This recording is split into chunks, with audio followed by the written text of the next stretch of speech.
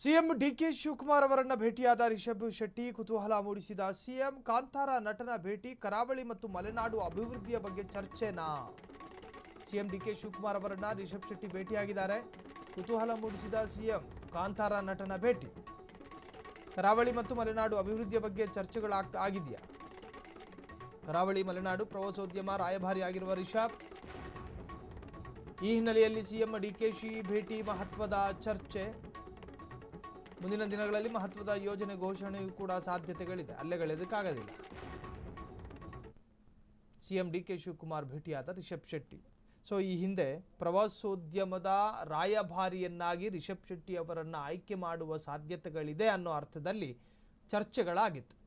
ಆ ಸಂದರ್ಭದಲ್ಲಿ ಕರಾವಳಿ ಭಾಗದ ಎಡಪಂಥೀಯ ರಾಜಕೀಯ ಪಕ್ಷದ ಬೆಂಬಲಿಗರು ಅದನ್ನು ವಿರೋಧ ಮಾಡಿದ್ರು. ಕಾರಣ ರಿಷಬ್ ಶೆಟ್ಟಿ ಬಲಪಂಥೀಯ ಬೆಂಬಲಿಗ.